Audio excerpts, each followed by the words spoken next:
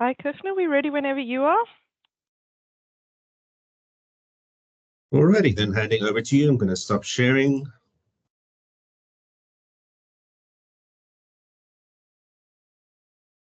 And yeah, just to introduce my colleagues, Elizabeth Mulwillard is the faculty librarian for agri-sciences, and Hani Stradom is the faculty librarian for economic and management sciences. And welcome to them, and thank you to both of them for presenting this session on systematic reviews.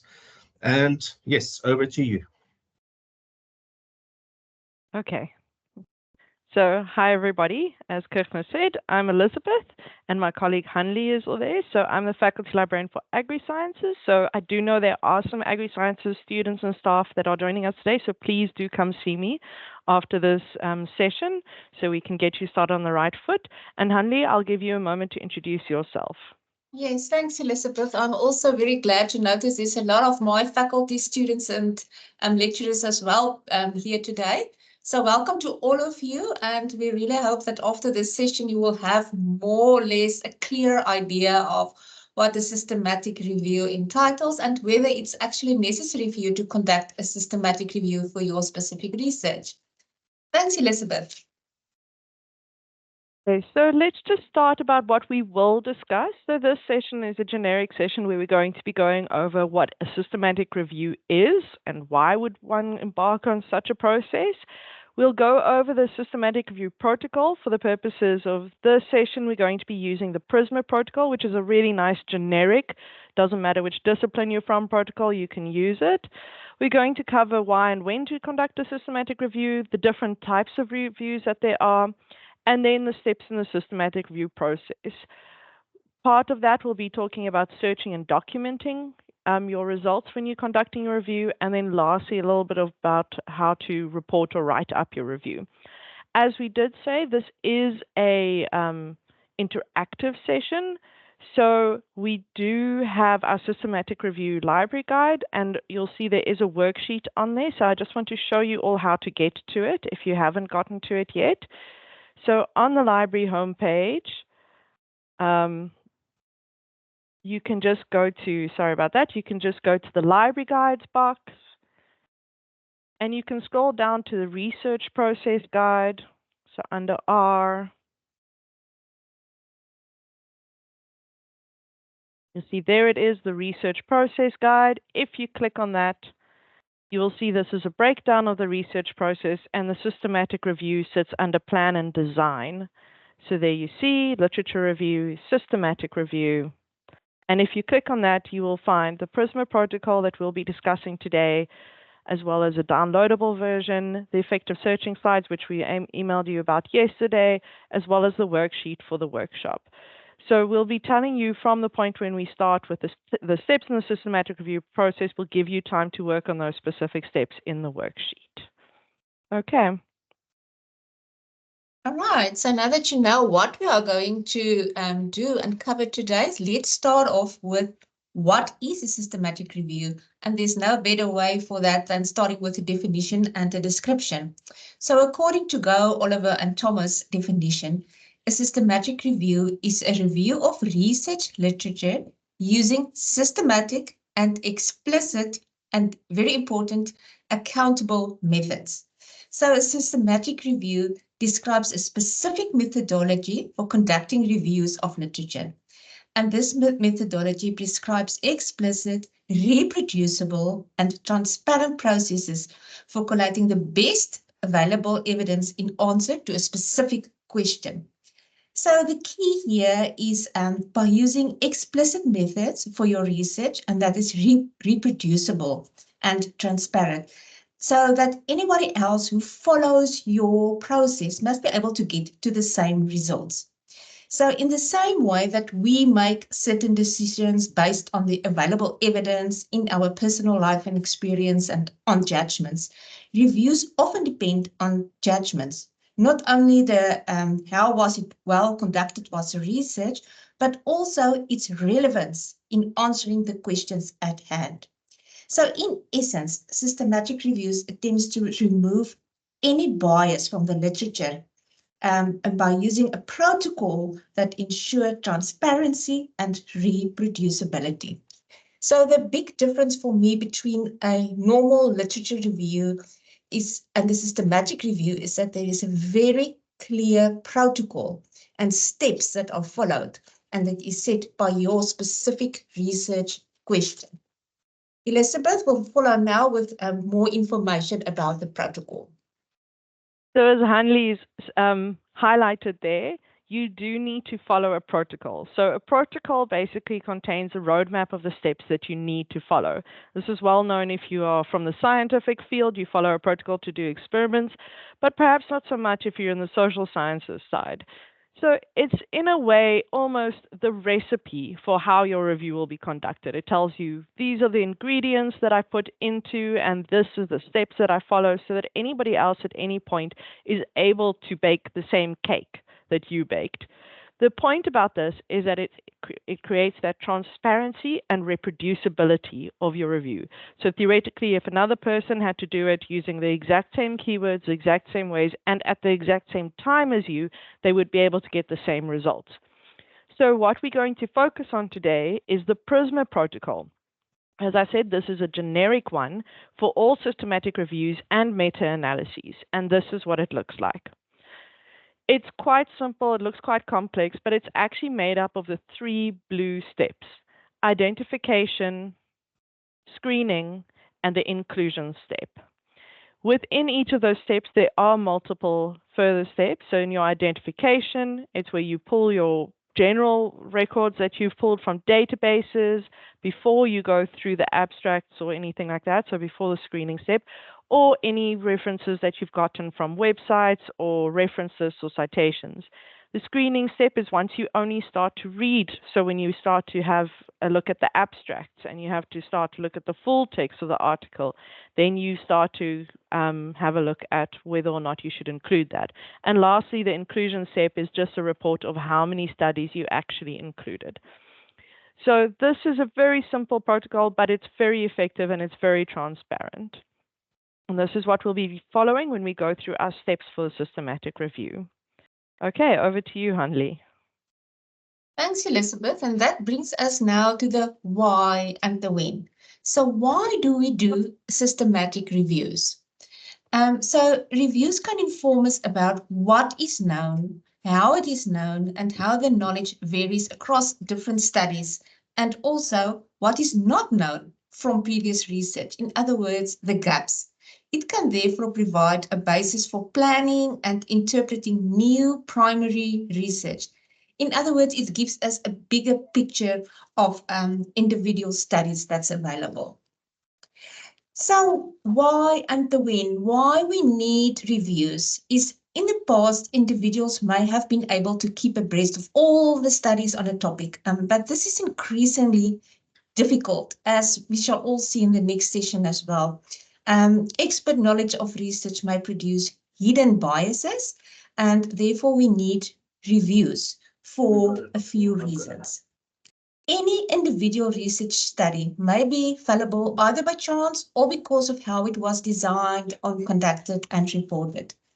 And any individual study may have limited relevance because of its scope and its contents. And therefore, a review provides a more comprehensive and stronger picture based on many studies and settings rather than only a single study. So the task of keeping abreast of all these previous and new researches is usually too large for an individual, and very often you will note that systematic reviews are conducted in teams. There's a team of researchers working together on this. Findings from a review provide a context for interpreting the results for new primary study. And then finally, undertaking new primary studies without being informed about previous research may result in unnecessary, inappropriate, irrelevant, and unethical research. And that brings us to the question of when to conduct a systematic review. And the below reasons can serve as a guideline. So when uncertainty about the specific topic or intervention exists, or evidence of a topic or intervention is needed. A lot of research exists, but still some unanswered key questions that remains. And when a general overview of a topic is needed, and finally, where accurate picture of past research is needed. So reviewing systematically involves three key activities: identifying and describing the relevant research, critically appraising the research reports or activity, and bringing together the findings in a coherent statement. Over to you, Elizabeth, for the different types of reviews.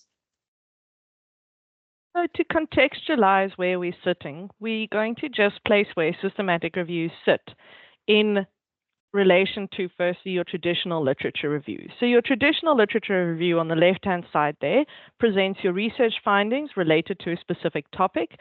It's a summary of what is known to contextualize a study. It's usually a critical summary, so there is critical analysis, and it provides the details of the studies that are considered important, but there is no explanation for how those studies were selected or why those studies are considered important for the topic.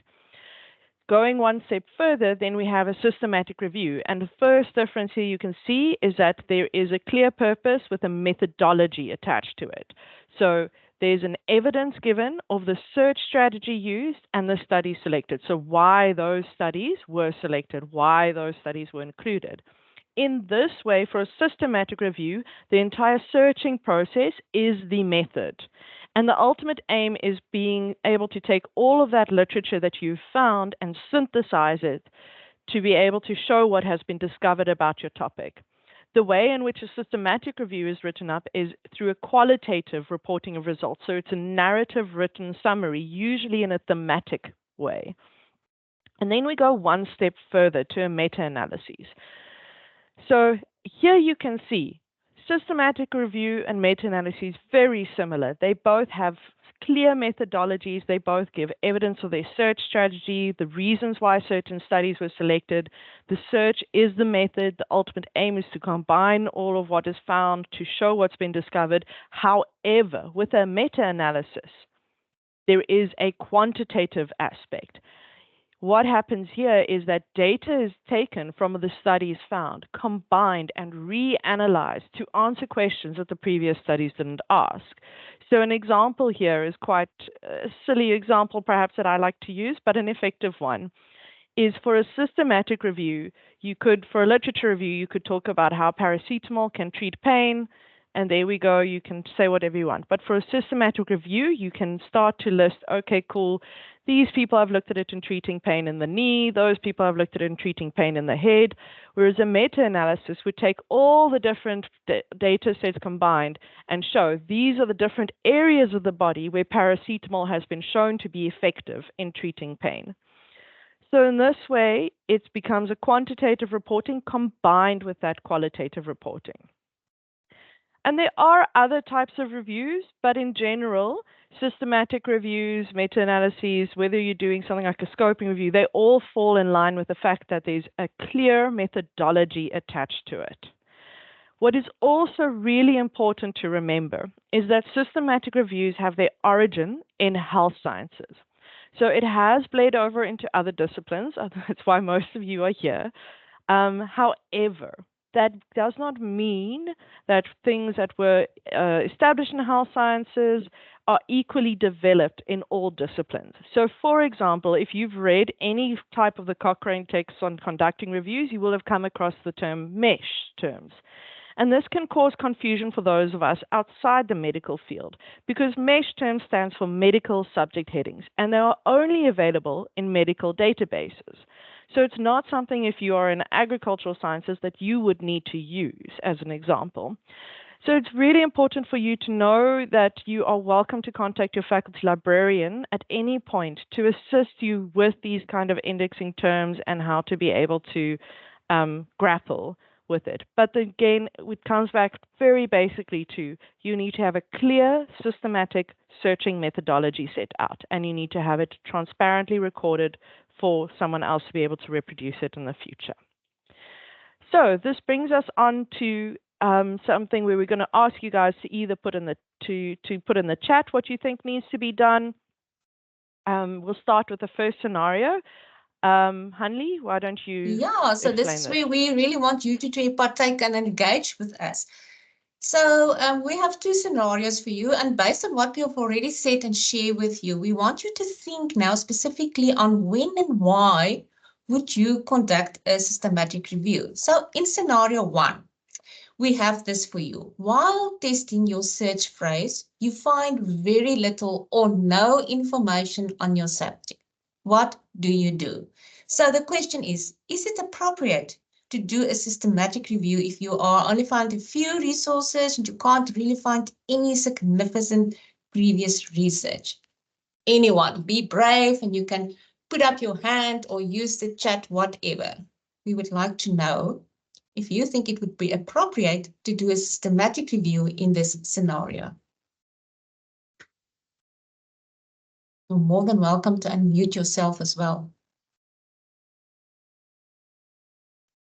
Yes. All right. You conduct a systematic review if you are uncertain about the topic. Okay, so you say yes, it would be applicable to conduct a systematic review. Can you motivate why? You are struggling. There's not a lot of research already available. And no, you didn't really find a lot of results. Okay, my motivation would be, can you hear me? Yes, I can hear you. Continue. Hello? Hello, we can hear you. So you were saying you would do a systematic review because? I think he's muted himself. We've got a couple of other hands. Miss Maseko, I saw you put up your hand first. Do you want to quickly? Yeah, can you hear me? Yeah. Okay, yes. I would say we would not do a systematic literature review and would rather just do a literature review. Absolutely, we agree with you, but I also like the suggestions already here made in the chat as well. That's very applicable. We will get to effective searching, but that's absolutely true. So one technique to find more information would be to think of alternative search terms and change your topic a little bit. But to stick with the exact scenario here, if you have your exact search phrase and your concepts and you don't find any really previous research or a lot of information, you would rather stick to a traditional literature review and rather consider then to do primary research, do your own research and gather the data to get to new information. So this is very important. Not all studies or research is appropriate for a systematic review. And perhaps you simply want to give an overview of a specific topic, and a simple literature review might do. In this case, it would be definitely the case. So if there's little research, let's just quickly want to check the chat to see if there's anything else we would like to address. I'm just going to jump in here with regards to this. So there has been a suggestion for a scoping review, and that is something that can be looked at. So in general, your systematic and scoping review tends to be a little bit bouncing off each other, where a scoping review is where you are not sure that there is any information and you're kind of testing the waters.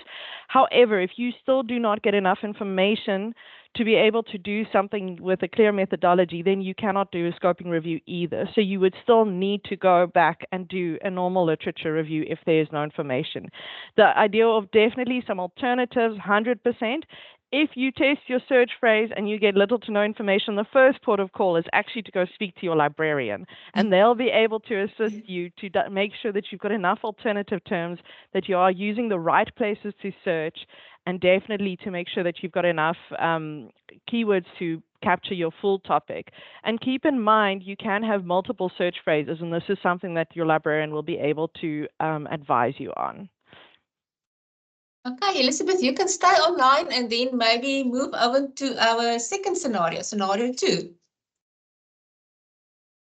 Okay, so scenario 2 says you are feeling very brave and you're going for a meta-analysis, full steam ahead. We're going to do some full data analysis, and you're finding quite a lot, but a lot of the papers haven't attached their data sets, or the data is not transferable. You're struggling to be able to get data to speak to each other. Maybe it's economic and they're all in different currencies, or the different currency per weight or something.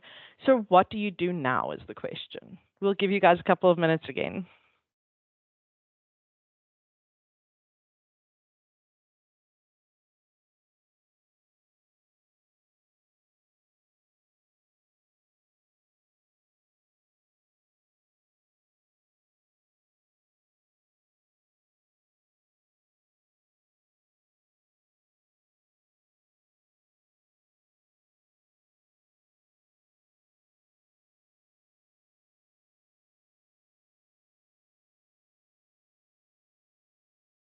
Yeah, I'm seeing some nice comments in the chat, definitely going towards some systematic reviews. Dr. Smith, do you want to unmute yourself?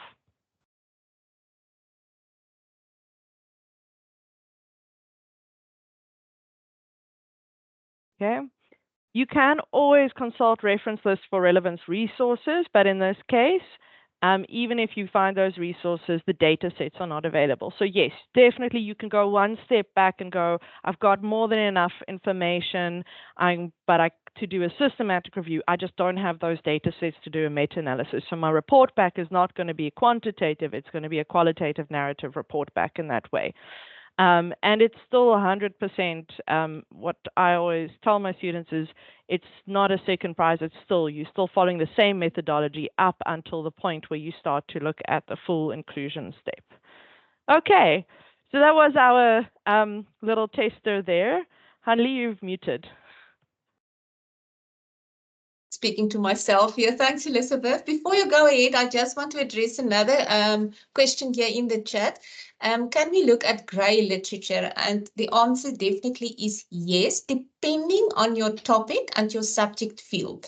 For example, in the economic and management sciences, grey literature is definitely one of the sources that you would cover.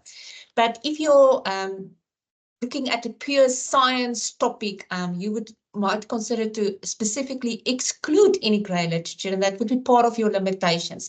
So yes, you can use grey literature depending on your topic and your subject field. What is the minimum numbers of articles for systematic review? None. Oh. Yeah. So there is no minimum. The idea is to find everything, but we're going to take a look at the steps now, and then maybe we will address this question in more detail. Yeah. So let's move. Yes, sorry, Elizabeth. There is no minimum number in terms of for inclusion, but the product must have meaningful and must be able to be fully representative of your question. So it becomes a real discussion then with yourself, is that the amount of literature that you've gotten after you've filtered everything, does it fully represent the field as you know it? Does it fully speak to your question? If it doesn't fully speak to your question, then you would probably not conduct a systematic review, and you go back to a literature review, because then you don't have to motivate for the number of articles. With regards to grey literature, again, it really depends on your field. For example, in economic and management sciences, you heard Hanli say definitely you need to look at including it.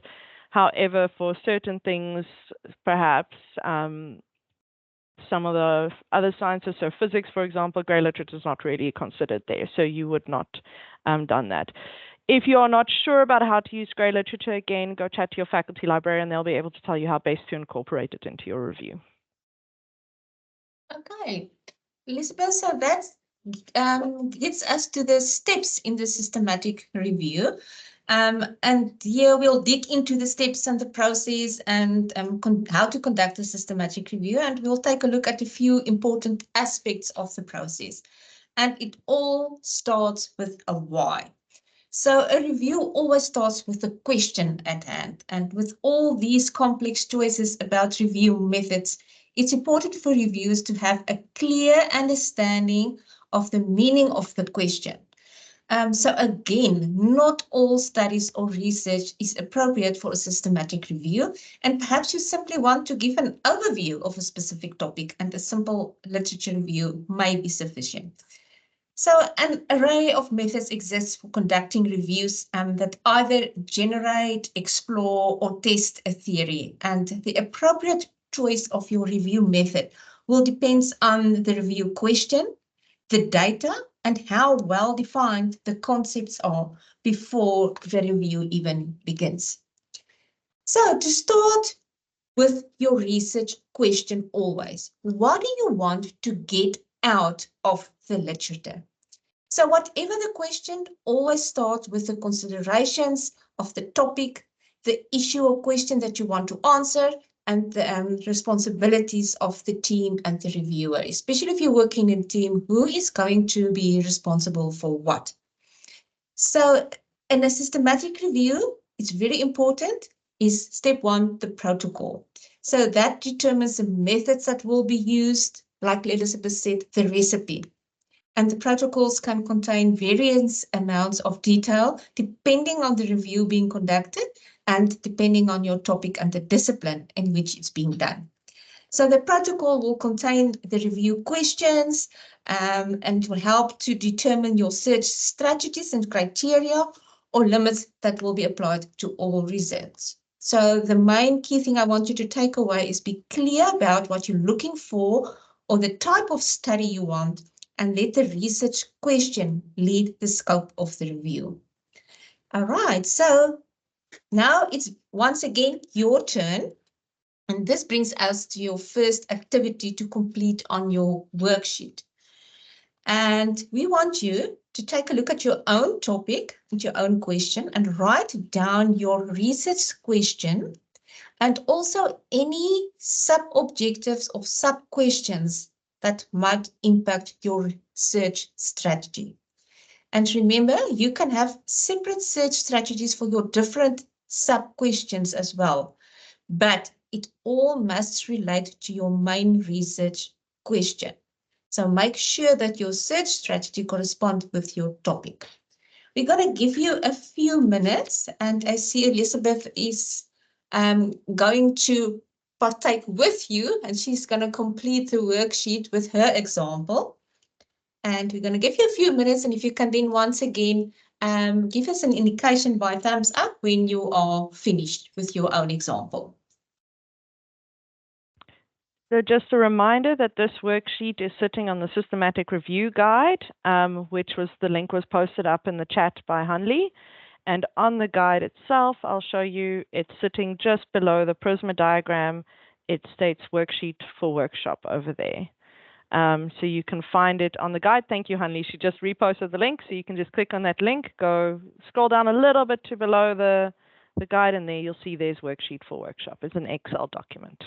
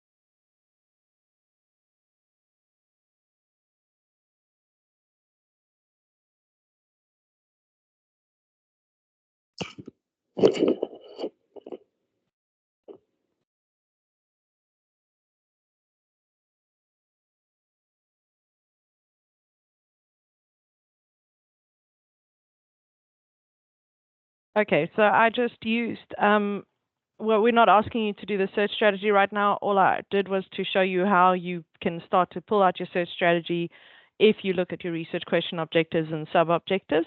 Again, if you are, we'll speak about what effective searching is, but we're not going to cover how to do it in this session. As we said, we did send you guys a how-to on it, and please do go speak to your faculty librarian that will be able to assist you better.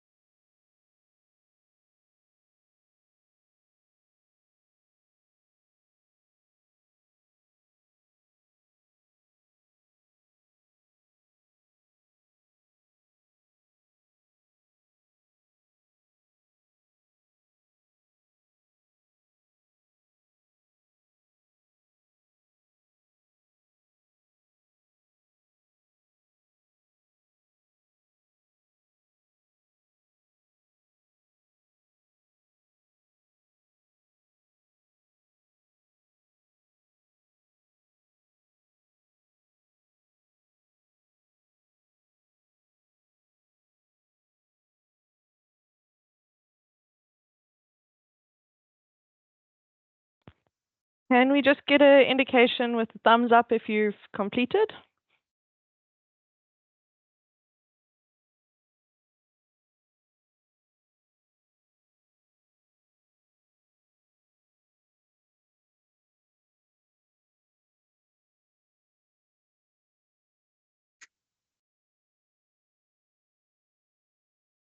Yeah, I think we'll give it 2 more minutes, and then honey, we can start at 35 past again.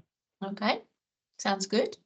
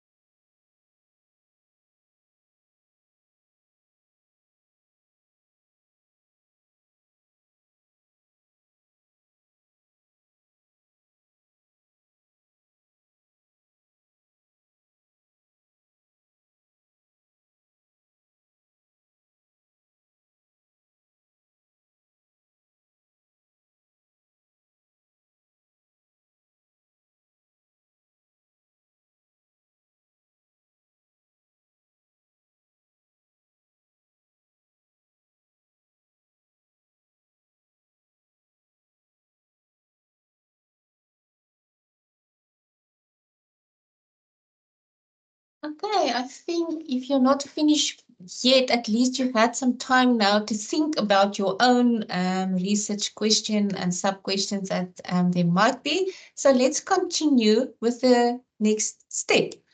And Elizabeth, if you can maybe move on to the next slide, that would bring us to identification. So it is important to remember that each electronic source and database is different and may require its own search string. So the search phrase must just always speak to your question. Keep that always in mind. And so your search strategy must be tested beforehand to make sure that the results is relevant and adhere to your research question. And interrogate your results to make sure that it addresses the question. And very, very important, a log of searches must be kept as well as the number of results. So keep a record of your search phrase, your search strategy, and log where, when, and the number of results you find. So also keep track of the items that you removed due to irrelevance, as well as which sources are not file or on order or not done or not available, and careful manage your literature. So very often the access of full text might be relevant and for some of your inclusion or exclusion criteria. And that might apply only to full text. As for example, exclusion criteria might be all the articles that are unobtainable. And don't forget about interlibrary loans. I just want to add that here as well. So write down and keep records of all your findings and do qualitative analysis of your articles. You can identify themes, trends, and gaps and the answers that addresses your research problem. And you can use qualitative analysis tools to help manage your literature. For example, Atlas TI. And by the way, the university do have access to Atlas TI. And you can also make use of tools like EndNote. Then step 2 would be the searching, effective searching. And the key is an exhaustive search by means of an inclusive strategy to remove unwanted bias from your results. And remember, you are trying to cover the entire information universe. So you're searching for studies, and when you keep log and record of everything, must include where your search was conducted, your search strategy that you've used, and when your search was conducted, and the number of results. And also include what fields you've used when you do your search. For example, did you only search within the title, or did you search all fields? Each electronic source may be more or less sophisticated in its functionality and may require its own search string. Keep that in mind. The databases may require you to adopt your search string. Keep log of everything, very, very important, and especially of the limitations and exclusions that you use. Remember that duplicates, if you remove your duplicates, it will reduce the number of the results that you will be examined, but do log it.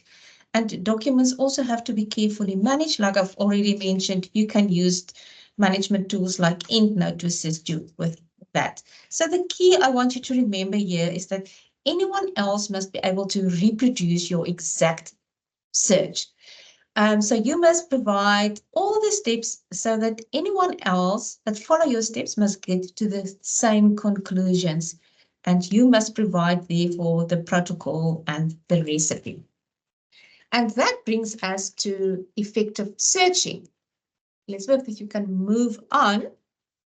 So effective searching is why we would like you to do effective search, and why it's empirical for you to do effective searching is specifically for publication bias as well, because you want to exclude any possible bias in articles.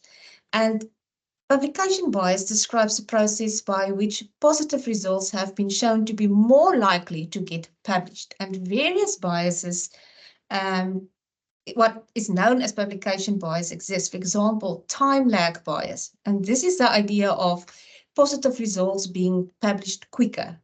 Then we also get language bias. This is a phenomenon of positive results being more likely to be published in English. And then also multiple publication bias. And this is a phenomenon of positive results being published more than once or more regularly.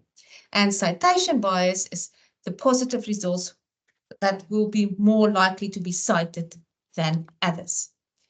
So remember, the goal here is an exhaustive search by means of an inclusive search strategy and to remove unwanted bias from your result.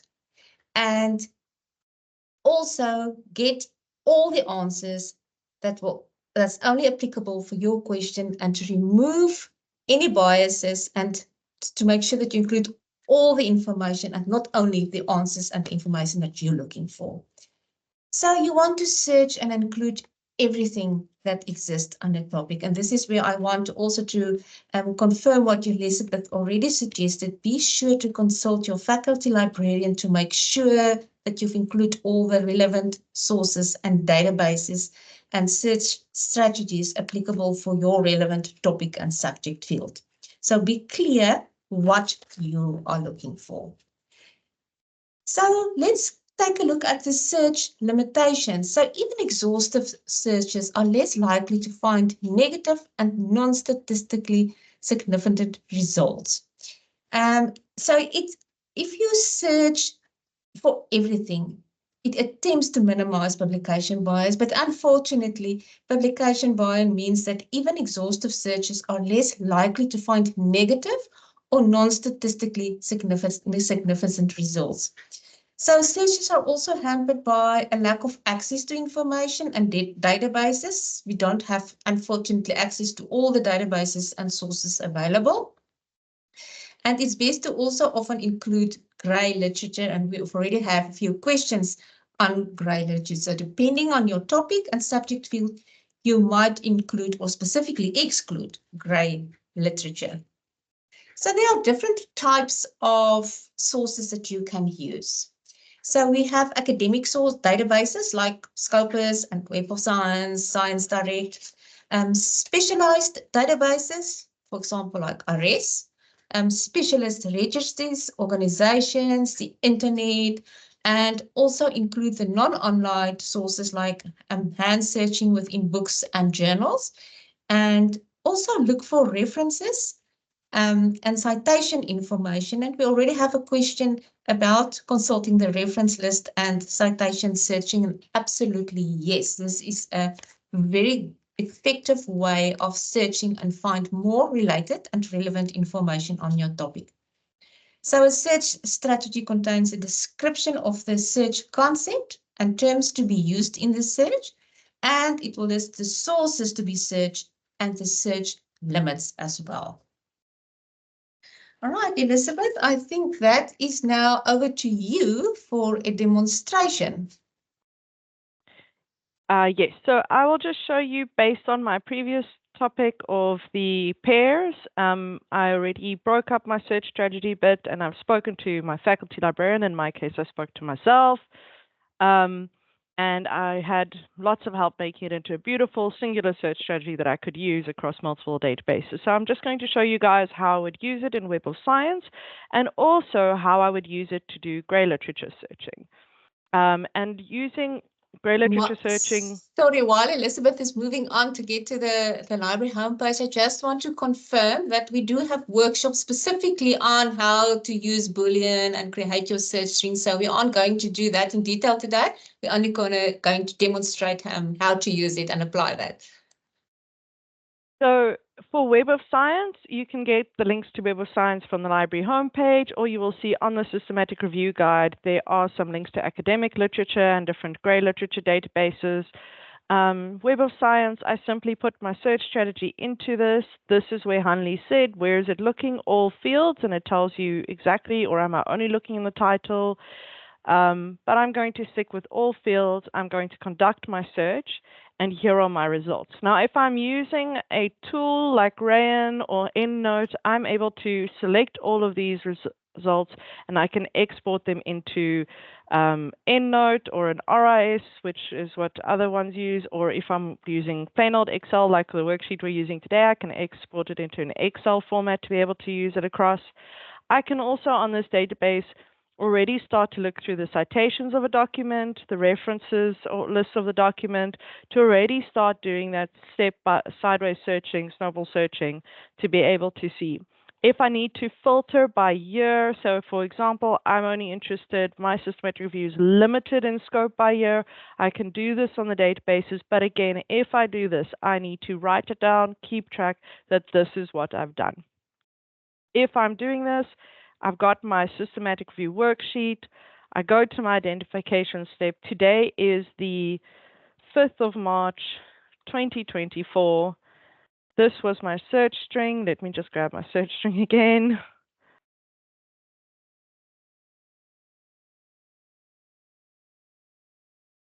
And I paste that in there. And my first database that I used was Web of Science. And I got a whole 11 results. If I'm now going to go look at another database, then I can do that. So for example, I'm going to do a little bit of gray literature searching. Maybe there's something in industry that works. I'm going to have a look and using my Google modifiers for in title to be able to get relevant results out of it. And there I can see, I'm just ignore the AI generation.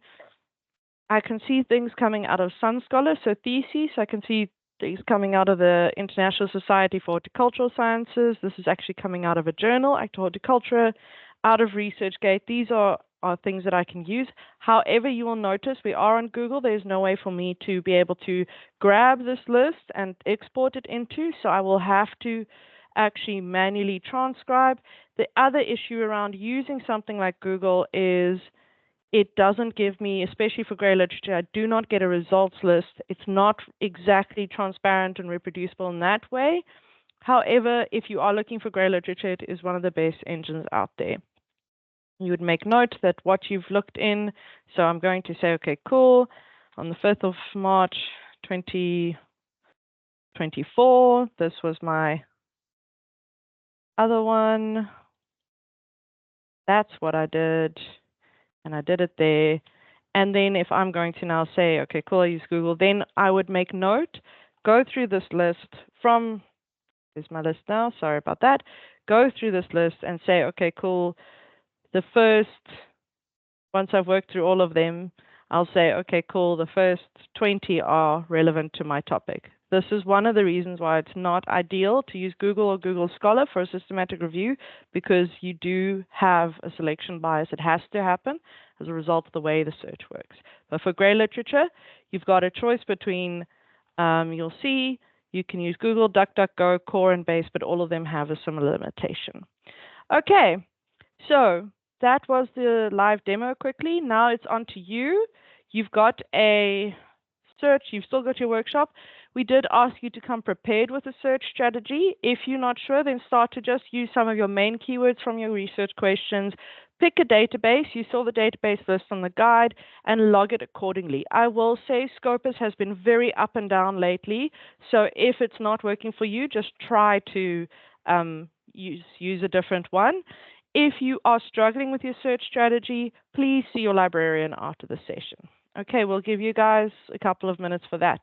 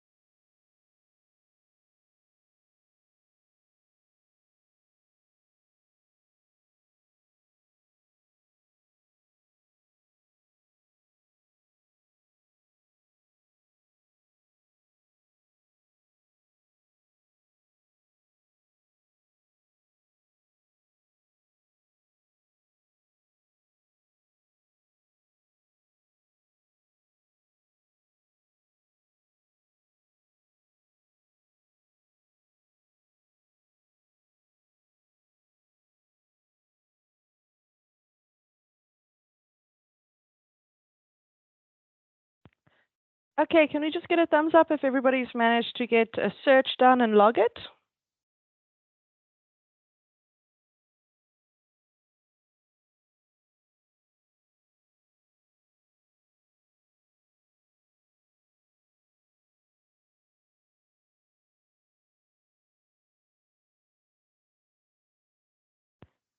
Okay, so I think then let's move on. I see, Dr. Smith, that you posted your search results. Definitely, if you're getting massive amount of results and they're not looking relevant to you, go chat to your faculty librarian. Definitely looks like you're coming from health sciences, so I would suggest to chat to Yusuf. I will show you all how to make an appointment with your librarian using our handy appointment scheduler at the end of this session. Okay, so moving on. We've now done our searches, we've gotten a whole list of results. Now we need to start to screen our results. So up until this point, you won't have read anything in full really, apart from going through perhaps the titles, and maybe you'll have a look at a bit at the abstracts, but you're not filtering anything obvious out apart from duplicates. Once you start to screen, you need to decide what is relevant for your review. And we call this the inclusion or exclusion criteria. And you apply those criteria to your search results. And then also you could then need to have a look whether or not you're able to get the full text, and you apply it to your full text results as well. We are saying this because, as Honey said, we are not always able to get the full text of every article, and the best places to search, unfortunately, are what we call citation databases, so they don't contain the actual PDF documents, they only contain the links to where the documents sit. If we do not have access to it, you can place an interlibrary loan request. If our interlibrary loans department is not able to get it, you are then able to say that it was an unobtainable full text document, and so therefore the result is excluded. There are other ways. If you can get hold of the author, you can ask the author. Sometimes they're quite responsive, sometimes they don't respond at all. If you, for example, are wanting to have a look at what's happened with online learning since COVID, then you can limit your search to only looking for results after 2020, as an example. So again, dependent on what you're wanting to look at, does influence what your question is, does influence what your inclusion or exclusion criteria would be. Another one that is quite obvious is language. Often there are journals that are written perhaps in Mandarin, or they're written in even Korean or Portuguese or Spanish or French, and the journal article comes up in your Scopus list, the abstract looks English, you get to the article and it's in that language. You do have the choice now. You can put it through a language translator, so you can use an AI for that, or you can use Google Translate. However, that will only ever give you the gist of the article. You've got to decide whether you want to include it. You can at this point say, I'm going to exclude it because it is not in a language that I can understand. That is completely valid. So it is quite important for you to initially, when you screen through things, first check, can I get the full document? And if I do get the full document, is it something that I can use? Is it within the dates I'm looking at? Is it in the language that I can understand? Is it relevant to my question? And especially when you are starting to pull items out due to irrelevance, then you need to keep track of how many you're removing. So you've got the full articles, you've got a whole bunch of PDFs. Now you start to read through the PDFs and you go, okay, I am going to have a look at online learning during COVID, but I'm not going to look at blended learning. So I'm not interested where the class was half in person, half not. I'm only interested in where the class was fully online. And so all the articles that mention that there were hybrid possibilities, those articles are not relevant, and I'm going to note that as an exclusion criteria for my topic. And then I will keep track so that when I report in my methodology, I can say articles that discussed hybrid learning were not included in this review. If you do put things like interlibrary loan requests in, it's not an instant service. It's very fast, but it's not instant. So you do need to keep track that you have actually ordered it. So do keep that in mind as well. So I do want to show you when we do our screening. I'm just going to go back to our two search results list.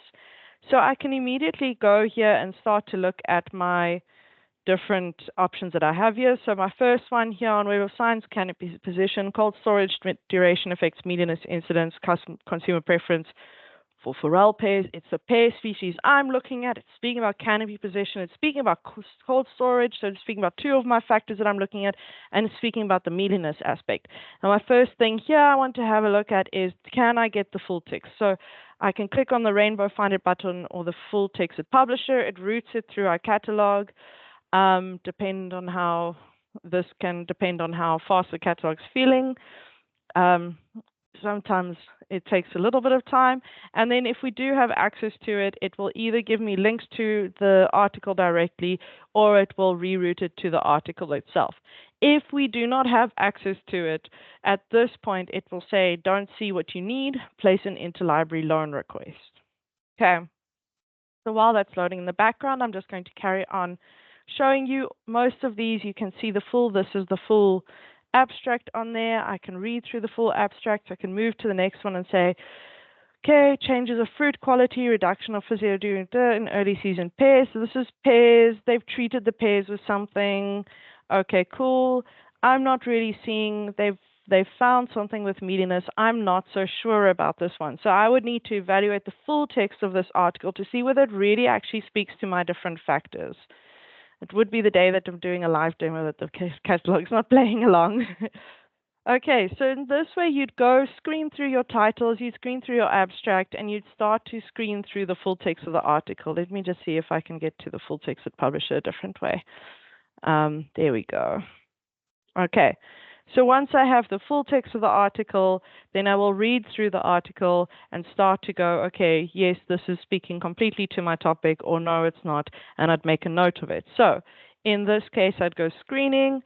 Today's date is the 5th of March, 2024.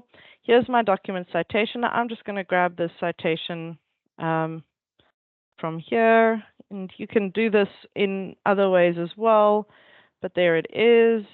I saw that it was Crouch. Okay, and I'm going to include it. If at this point I was going to exclude it, so say now the next one, which was this one,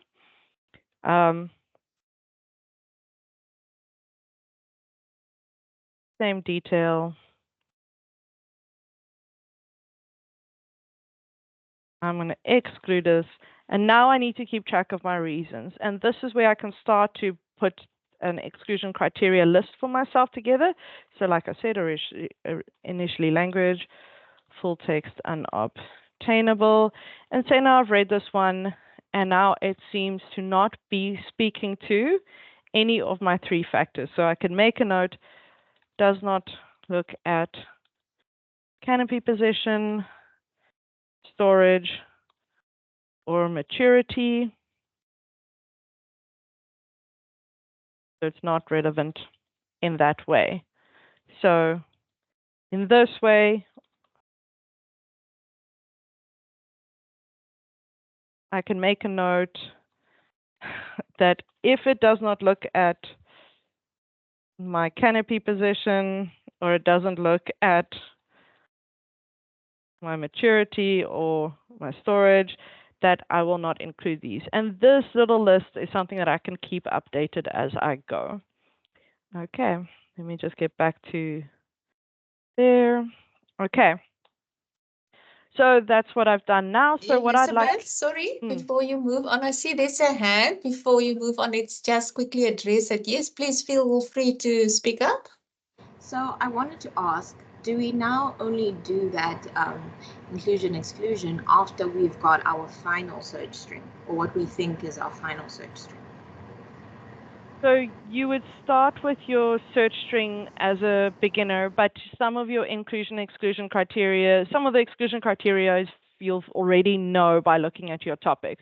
It's just about keeping track of a list for when you are busy working through your documents to be able to refer back to that list. So some of it you'll immediately be able to know once you start to formulate your search strategy, and some of it you'll start to realize once you start to read through the articles. I can't use this because it's not this. Oh, that is actually something that I'm going to use to filter. So it's a bit of both. Okay, So that brings me to your turn with the document. What we want you to do is just to think a little bit now about your topic, exactly what we were just speaking about, and think if there are any exclusion criteria that you can already think of. So you don't have to screen an article at this point. All I want you to focus on is this little green block here, and think perhaps of something that would exclude studies from what your systematic review would be. And we'll give you a couple of minutes again.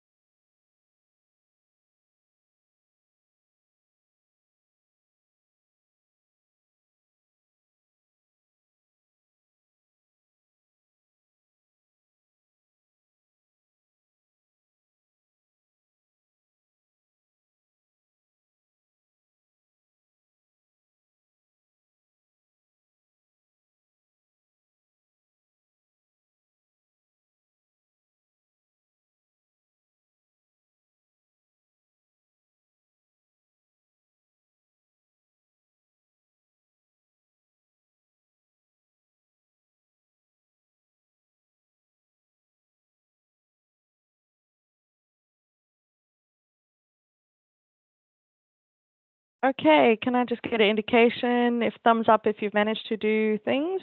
Oh, can I make a call on date?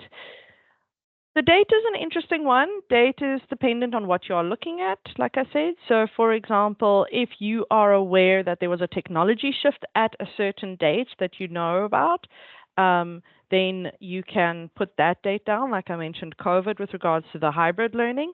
But if you are not sure and you start to realize it while you are busy reading that everything before a certain date is using a different technology that you're looking at, or the industry's changed, or whatever the reason may be, then you can at that point make a call on date. So it's something that you can either know upfront from your topic, or you can find out while you are reading the articles. Elizabeth, sorry, I also just want to add to that. I would also suggest to my students to confirm with the supervisor. Please discuss your topic and specifically what your research question is and what you would like to get out of the research, and confirm with your supervisor whether it's applicable for you to set a certain set of dates as part of your research criteria.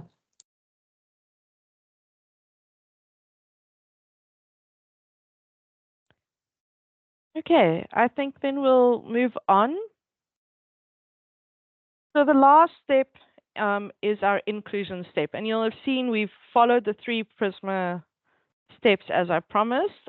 We just added the research questions on in advance. I just want to remind you of that. There we go. So we did our research question to start. We did our identification. We did our screening and we did our inclusion. Yes, I see there's a hand. Do you just want to unmute yourself now? Yes, I have a question. So now when I was trying to populate the exclusion part, I was getting a little bit confused as to what I should say. So if I'm including, let's say, from 2014 to 2024, if I want to state that in the exclusion criteria, what do I say? Do I just put 2014 to 2024? Or do I say not 2014? Do you get what I mean? I don't know what I'm supposed to put.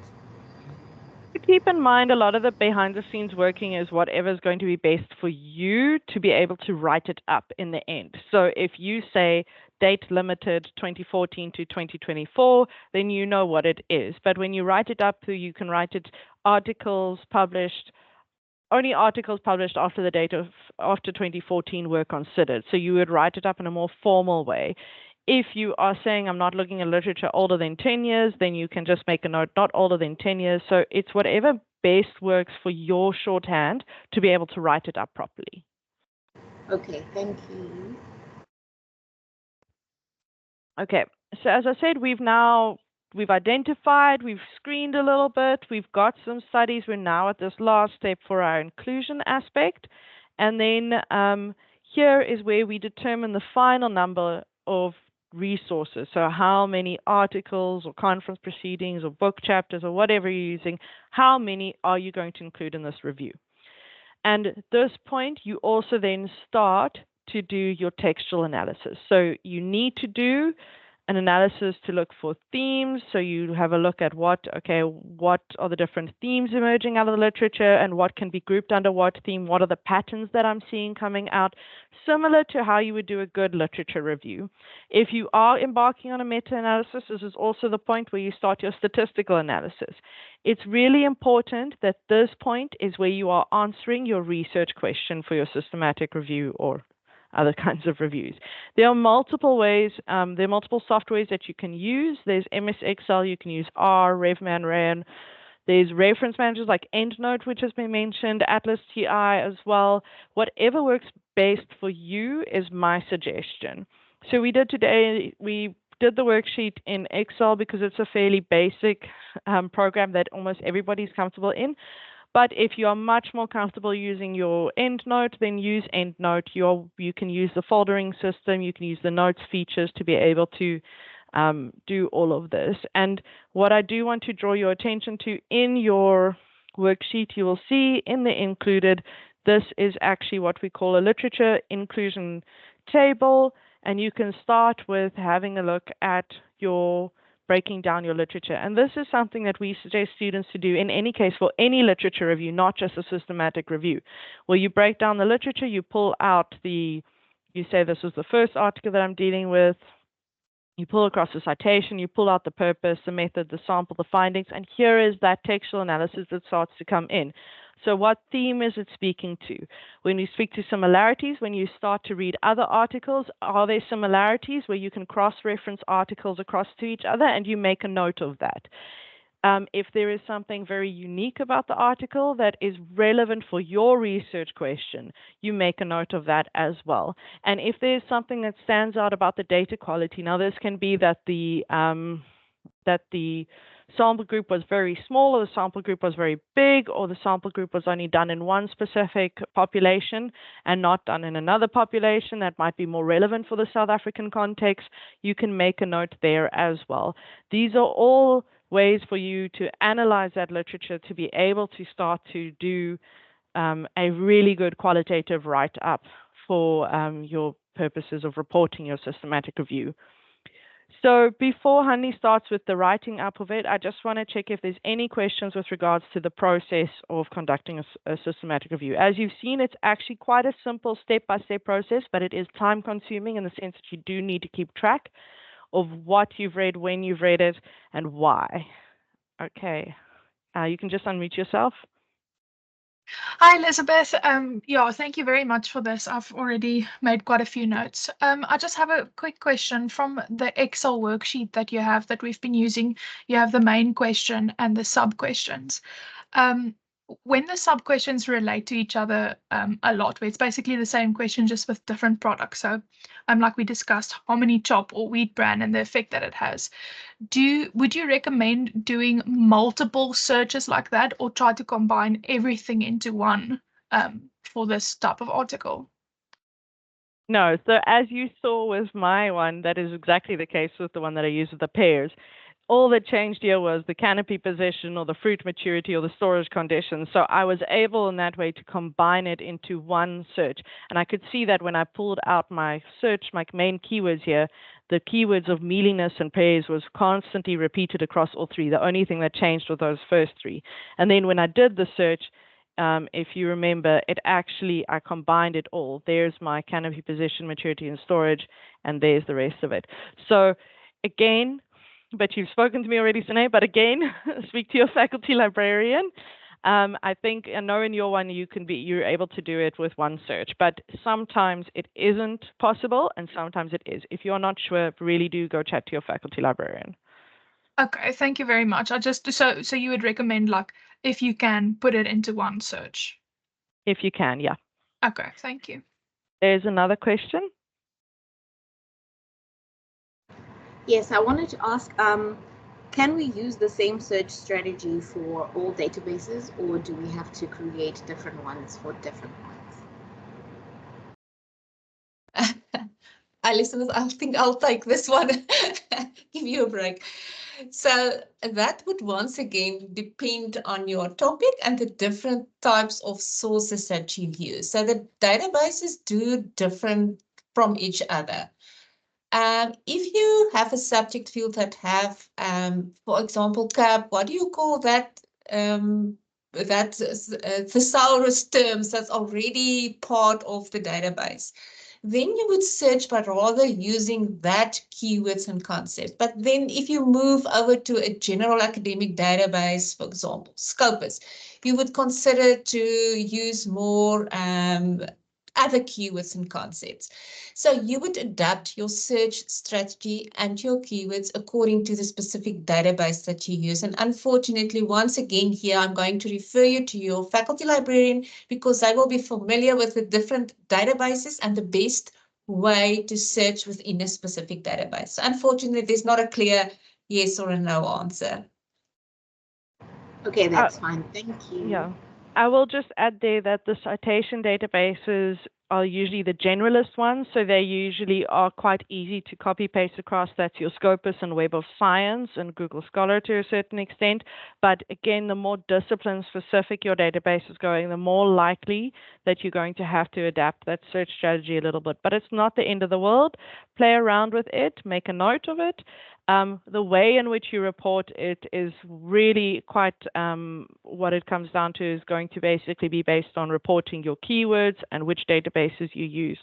And again, where you're searching depends on the type of information you're trying to get. If you're only looking for academic journal articles, you're not going to include any grey literature. You're not going to include conference proceedings, books, nothing, because that's the discipline you're in. You can only use academic journal articles. Then you can use citation databases and you can copy paste across. But the best person is your faculty librarian. Hanley, it's a EMS student, so it's one of yours. please see you. Okay. Okay, if there's no more questions, I think we can move on. Elizabeth just mentioned now once again the way that you would report it. So let's take a look at a few examples of the write-up. All right, so before we move on, I see there's another hand. Please unmute and ask. In the health sciences, is a systemic review necessary for public health? I don't think so, not for the topic, and I need to know if I'm using a topic, I'm considering a study in a South African context, which I've not found done before. Do you think I should do a systemic review? Faculty librarian, please. None of us is from the medical library experts or your subject expert at all. So we would not like to give you the incorrect answer. So please go and speak to Yusuf at your library. All right. I Thank will you. say again exactly what you said. Just remember back to that scenario where we spoke about perhaps there's not enough information, or perhaps there's nothing written in the context. Then it might not be appropriate to do one. But the best person who can help you do a little bit of probing into where the information sits will be your faculty librarian, and that would be Yusuf for health sciences. Thank you. Okay, so let's take a look at a few examples of the right app. So this is for otherwise how and where you will report all these detailed notes that you now have on your research process. And let's take a look at a few examples of articles. And the most reviews follow a basic IMRD structure: introduction, methods, results, and discussion. And I would also suggest, if you consider to publish within a specific journal, to take a look at that specific journal examples and your subject-specific journals to find examples of how the write-up work looks like. Elizabeth, if you can move on to the first article. So you will see within these examples of articles that we are looking, you would put in, you will start off with the introduction. Next slide, Elizabeth. If you have the introduction, you would see in this example that the context of the research is in the introduction. And then this will be followed by the reason for the study and the review, and the research questions stand central. So this is already part of the introduction here in this specific example.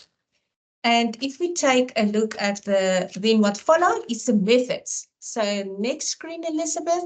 So in the method, you will find the justification for the systematic literature review. And this would include your databases that you've used, the selection that you've made, your search string, and your inclusion and exclusion criteria, and any other additional searching information you will include here in the methods section. Next slide, Elizabeth. So then in the results, this will unpack each step of the review, and reporting the screening process, the data analysis, etc. And the discussion of the themes and the trends would form part of the results here. Next example is if you take a look here at finally, here it will give in this specific article, it discusses the limitations specifically under the limitations here. And here you will also discuss your inclusion and exclusion criteria, and also whether you have used Google or Google Scholar.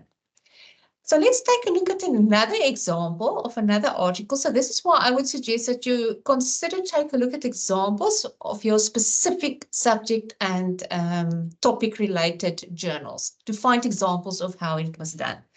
So if you take a look at this article, if you take a look next screen, Elizabeth, you will see that here they immediately jump to the what the study's aims are. And so it gives the questions already here. And in this article, in next slide, Elizabeth, you will see that in the literature review, that unpacks the various research questions. So here it is not part of the introduction as in the previous article example, but they do cover it here in the literature as part of the literature review example. And in the methods, if you take a look at this example, each step of the systematic review process was impacted here in the methods section, where the systematic reviews also justified and the reasons provided for why a systematic review was done here. So, and then followed by that was the findings and the trends that was unpacked here in the examples of the writer findings discussion, and there they have unpacked it over there. The limitations, once again, are in this example cover under the heading limitations, where they give an indication of this. So whichever way your article is structured, in one or other of one of those sections, you will have your research question and you will have your justification. the narrow down, the inclusion, the exclusion of everything that you have unpacked and that you have to keep detailed notes of will be reported somewhere under one of those sections. And it will slot in under one of the structures and headings of the specific article. And that brings us to the end, where we want to finish off with some useful tips and where you can get some more help.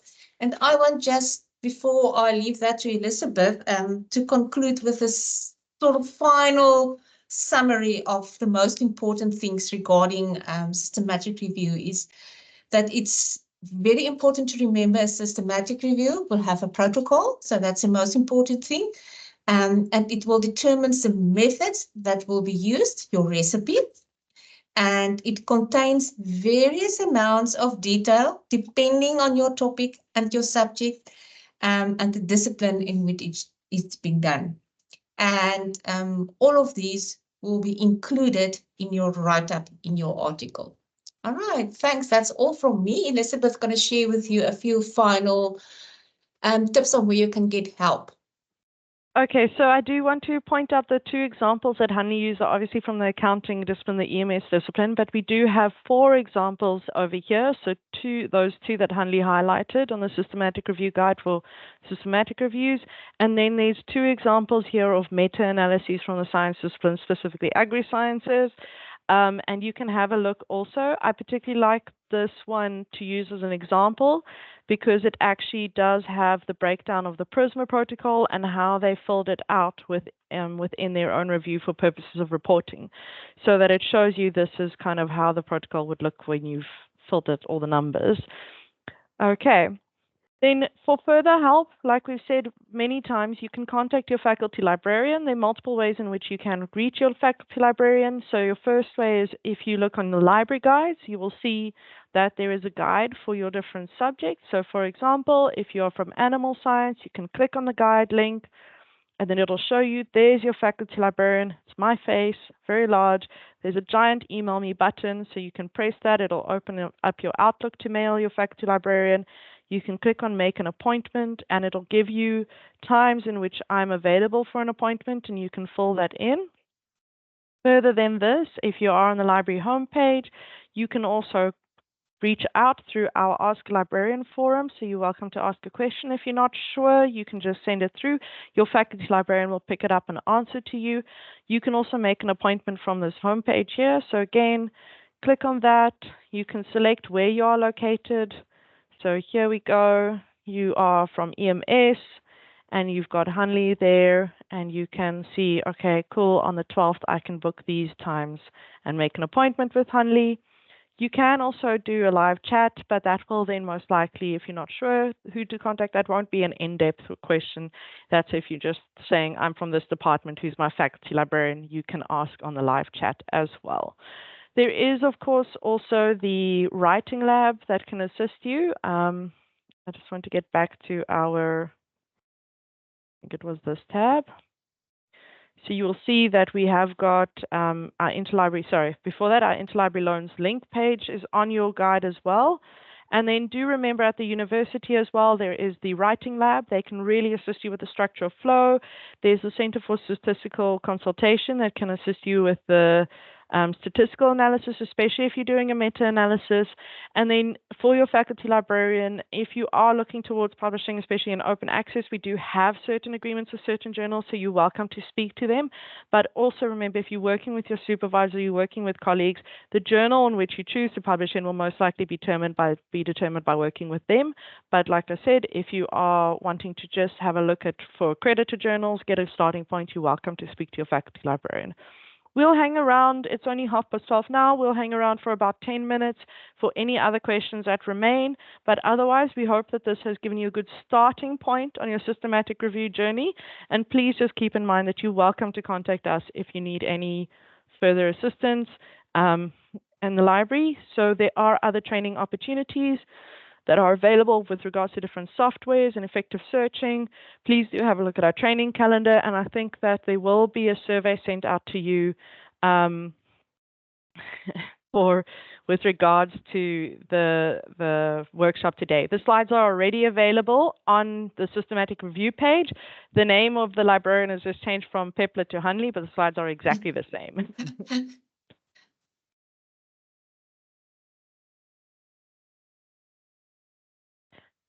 You can just unmute yourself. I wanted to ask, where do we find the calendar? The training calendar. Okay, Yeah. let me show you where that sits.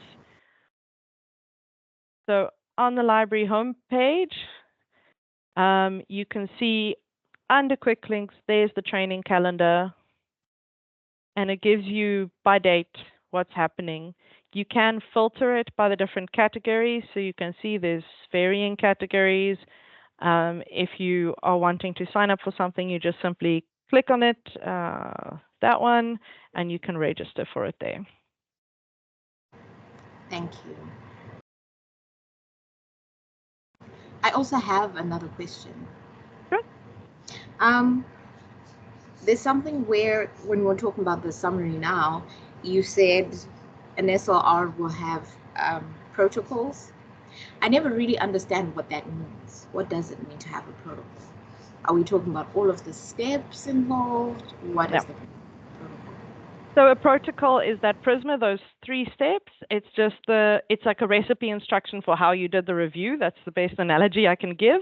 So in sciences, usually a protocol is what they get given to be able to do an experiment. If you ever did any chemistry experiment back, in my case, it was in high school, sometimes, then you are able to remember, you got told you put 5 grams of this into this beaker, put 5 grams of that liquid into the beaker and watch it explode or whatever. That's the protocol. So it's the step-by-step instruction. Most of this will be obviously written out in the methods section. So for the purposes of what we went to today with that worksheet, those 3 with tabs at the bottom where it said the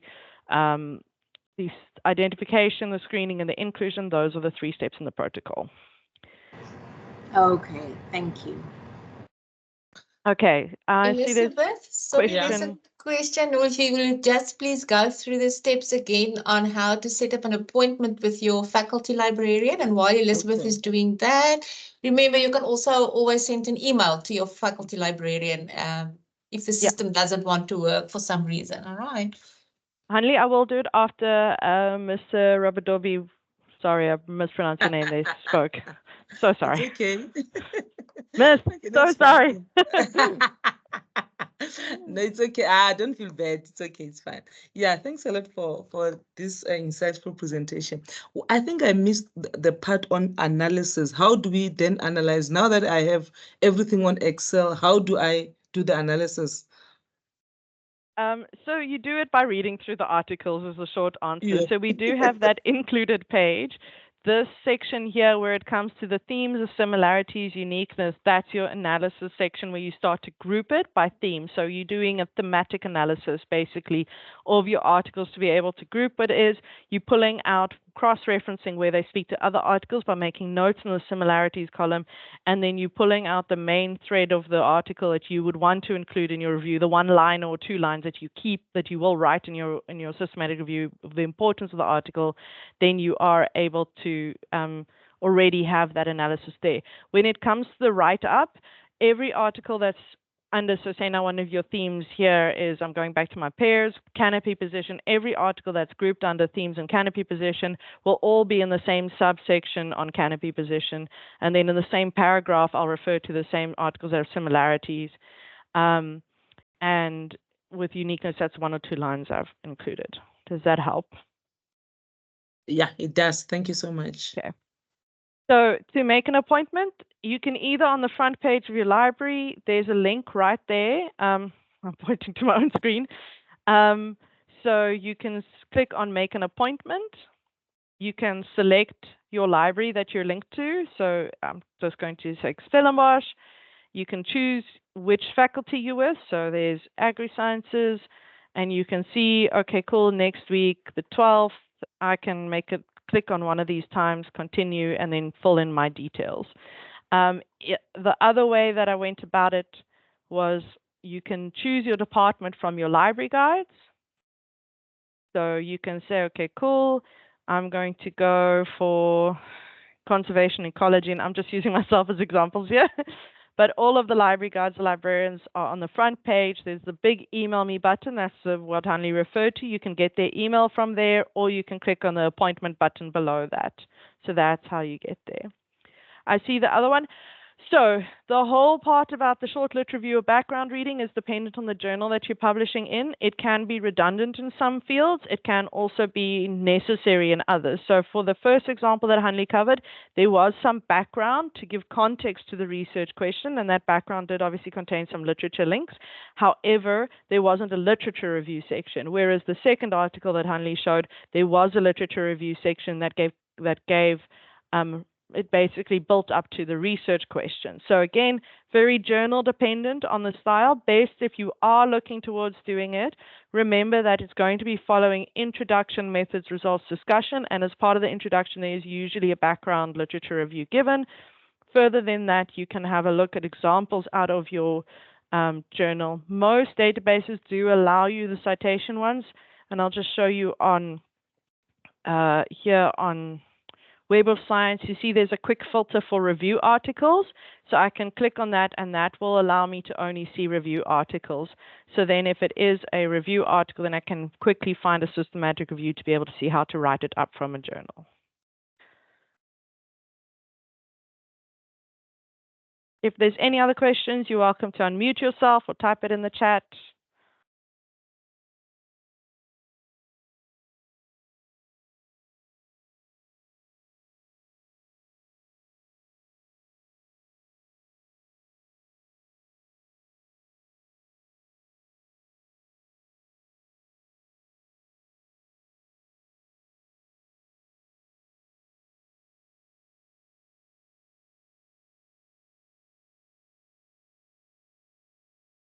You can just talk. Sorry, I know I have a lot of questions. No, it's fine. I just wanted to say, for the search, is it the protocol? The Excel document that we have, did you say the steps that are in there, or like the sheets that are in there are an example of like protocols? It's an example of the different steps in the Prisma protocol. So the Prisma protocol is, now where did it was this one. Sorry, guys. The Prisma protocol is the one that we covered today. There are other protocols that may be more relevant for yours, but Prisma is a generic one and is pretty universally accepted. And you'll see that, there we go, that identification, screening, and included. And if we look at the bottom tabs on your Excel document, identification, screening, included. That's your steps. So this is the protocol. If you follow that one, do you have to have this diagram as well? That is your choice. Like I showed in the one example here, where they did use the Prisma protocol, they used the previous one where they broke screening into eligibility into 2 steps. It's now 1 step, but this person did include the diagram, and this is where they reported where their selection was and how they got down to their total of 174 articles from 992. So it is your choice. Some journals prefer you to have a visual report back, but again, best then if you are doing one to have a look at examples of where you want to publish it and see how they do it. Okay, thank you.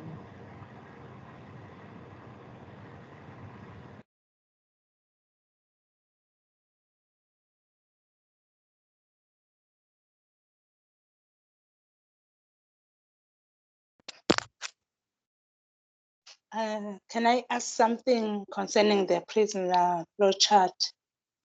Is it possible to write maybe the screenings of articles in one, considering all the databases, or you have to write the databases one by one? Like say Scopus, you write the figure, and maybe maybe another one you write the figure, or is it possible to combine them all? So you will be combining your results at the end of the day. So it's up to you on how you want to keep track of it.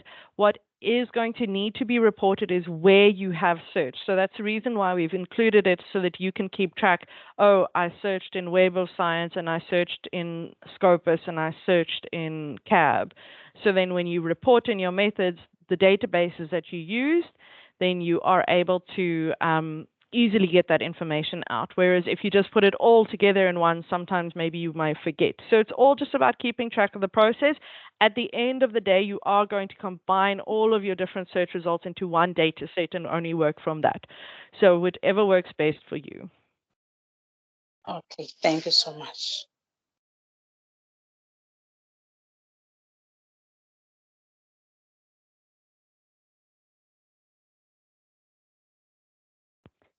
With regards to the question in the chat with the title of the article, that really is just, again, it's about keeping track. So as long as you can note it manually, that's your own record keeping. Yeah.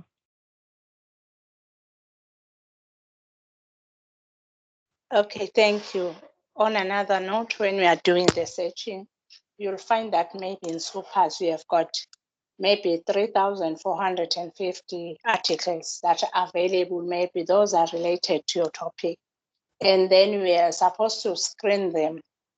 Do you actually do the screening on the just there and there, or you have to download all the articles before you start the screening? How do you do it? So the screening process is broken into looking, one, at your title and abstract of the article, and then deciding if you're going to obtain the full text from that, because sometimes you can already tell that through the title and abstract it's completely not fitting into your inclusion criteria, and then you need to get the full article. If you at that point cannot get the full article, then obviously going to exclude that article from what you're looking at. If you are getting thousands of results and you've got a very specific question, then you need to go speak to your faculty librarian to be able to adjust your search to be able to perhaps narrow down the results a lot more. So again, in general, you would be going through those 3,000 and whatever results. The purpose of a systematic review is you're going to have to go through each of them one by one. And this is why Hanli said, especially in health sciences, they're actually often undertaken by teams where there are 8,000 results and everybody gets 1,000 to work through in a team of 8. So if it's just you and you are getting lots of results and you're not sure if you go just through the titles and they're not all seeming relevant to you, then immediately know something's wrong with your search, go speak to your faculty librarian. Okay, thank you so much. It's well understood.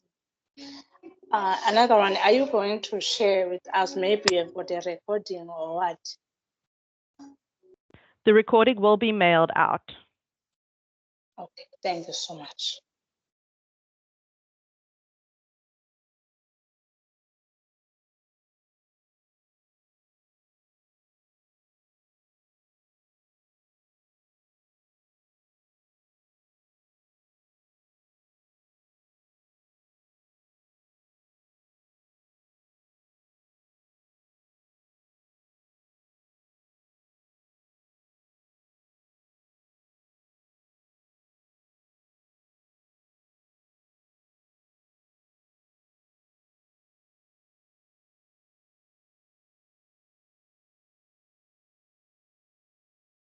If there's no more questions, then I think we're going to say goodbye, and I hope that this has helped.